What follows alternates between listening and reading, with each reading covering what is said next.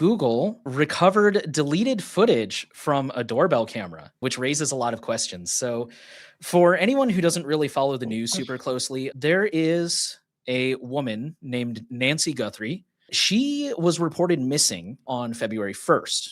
And her family called in a welfare check. The police showed up and said that they had reason to believe that she was taken. A real quick piece of context here. Google Nest cameras, which are kind of like Google's competitor to Ring, by default, if you just buy the camera itself and you don't buy the service, they save 3 hours of quote unquote event history. Events are anything that like triggers the doorbell. The reason this matters is because Nancy Guthrie had a Nest doorbell.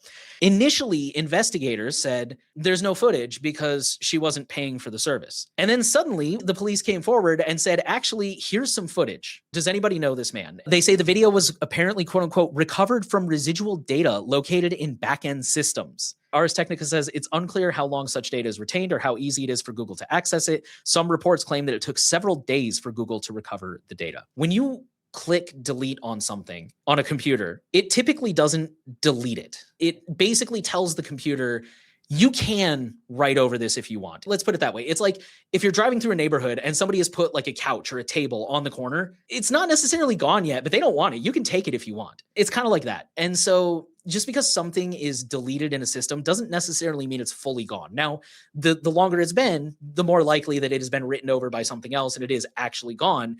But usually, especially if it's right away, usually you can pull back most or all of the data. It's really hard to tell exactly what's going on here. I don't mean to be rude, but we could do the conspiracy theory thing where they say, no, they had it the whole time. They're just pretending this is a story. You might be right. It's also equally possible that they just have literal warehouses around the world full of servers and they got lucky and dug through and found some stuff. I think this is a good reminder. I mean, everything I just said, when you hit delete, something isn't necessarily gone right away. I just think that when it's a company as large as Google, just think about the absolute amount of data that they have. I think it's really hard for them to delete a lot of things. And I think the same thing goes for this, right?